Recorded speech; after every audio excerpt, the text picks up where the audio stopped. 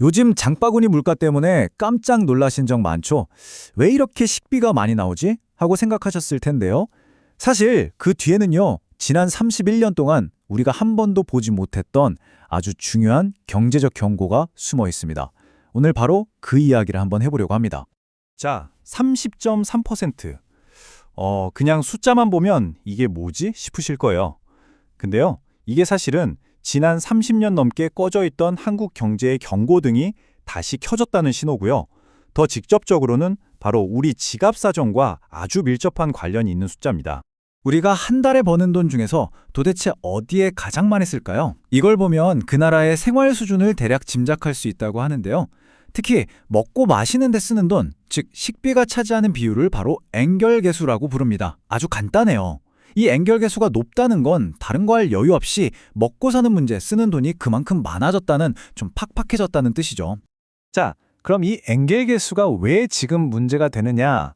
바로 핵심은요, 이 수치가 무려 31년 만에 다시 30% 선을 넘어섰다는 겁니다. 이게 무슨 뜻이냐면 수십 년 동안 경제가 발전하면서 좋아졌던 흐름이 지금 완전히 거꾸로 가고 있다는 얘기거든요. 자, 이 타임라인 한번 같이 보실까요? 1980년대에는 40%가 넘었죠. 그러다가 경제가 쭉 성장하면서 계속 떨어졌어요. 94년에 30%를 기록한 이후로는 계속 그 아래에 있었는데 보세요. 2019년부터 갑자기 방향을 확 틀더니 지금 31년 만에 최고치를 찍은 겁니다. 정말 말 그대로 급격한 유턴이죠. 근데 요즘 다들 물가 때문에 힘든 거 아니야? 전 세계적인 현상 아닌가? 이렇게 생각하실 수도 있어요. 물론 맞는 말이죠. 하지만 이 그래프를 한번 보시면요. 다른 G5 선진국들하고 비교했을 때 우리나라의 상승폭이 훨씬 가파르다는 걸 바로 알 수 있습니다. 유독 우리 부담이 더 빠르게 늘고 있다는 거죠. 아니, 도대체 왜 유독 한국에서만 이런 현상이 나타나는 걸까요? 그 이유를 한번 살펴보니 크게 한 3가지 정도로 짚어볼 수 있겠더라고요. 첫 번째는 다들 피부로 느끼시겠지만 바로 살인적인 물가입니다. 다른 선진국 평균보다 무려 3배 이상 식품 물가가 올랐어요.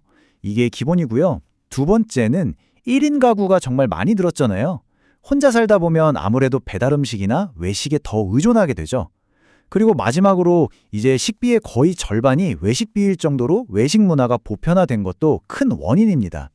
이 3가지가 다 맞물려 돌아가고 있는 거예요. 그런데 말이죠. 단순히 물가가 오르고 혼자 사는 사람이 많아졌다는 것만으로는 설명이 좀 부족해요.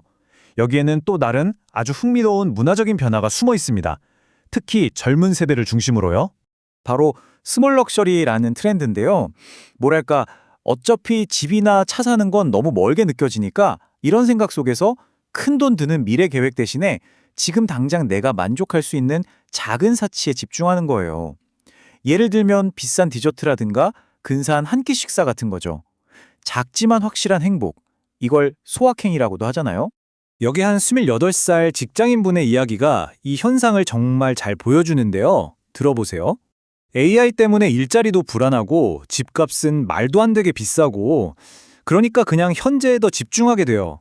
음식이야말로 가장 빠르고 확실하게 행복을 느낄 수 있는 방법이잖아요. 어떠세요? 공감 가시나요? 이게 그냥 가끔 기분 내는 거지 수준이 아닐 수도 있다는 게 포인트입니다. 이분 같은 경우엔 한 달 소득의 60에서 70%를 식비에 쓴다고 해요. 요즘 유행하는 비싼 디저트, 두바이 쿠키 이런 거 찾아다니고 유명한 고급 식당의 VIP 회원이기도 하고요. 오마카세나 호텔 망고빙수 같은 것들도 다 이런 맥락이라고 볼 수 있겠죠. 이게 그냥 소비가 아니라 이분들에게는 하나의 라이프 스타일이 된 겁니다. 자, 그렇다면 이런 현상들이 쌓여서 결국 우리 개인의 삶과 더 나아가 국가 전체의 미래에는 어떤 영향을 미치게 될까요? 원래는 아주 간단하죠. 우리가 먹는데 돈을 많이 쓰면 쓸수록 미래를 위해서 저축하거나 투자를 하거나 아니면 자기를 개발하는 데 쓸 돈은 당연히 줄어들 수밖에 없잖아요. 이게 개인의 문제에서 그치는 게 아니라 나라 전체로 보면 미래 성장 동력이 약해질 수 있다는 그런 무서운 경고 신호가 될 수도 있다는 겁니다. 이 문제를 놓고 전문가들 사이에서도 의견이 좀 갈립니다. 한쪽에서는 이건 삶을 더 즐기게 됐다는 긍정적인 신호다. 개인이 책임질 수 있다면 문제될 거 없다. 이렇게 보시는 분도 있고요. 반면에 다른 쪽에서는 아니다. 이건 미래를 위한 준비가 사라지고 있다는 위험한 경고다. 저축이 줄면 나라 경제의 기반이 흔들릴 수 있다고 우려하죠. 정말 팽팽한 시각 차이입니다. 결국 이 30.3%라는 숫자는 우리 사회에 아주 근본적인 질문을 던지고 있는 것 같습니다. 과연 우리는 먹는 즐거움을 적극적으로 선택한 걸까요? 아니면 어쩌면 먹는 것 말고는 우리에게 다른 뾰족한 선택지가 남아있지 않았던 걸까요? 여러분은 어떻게 생각하시나요?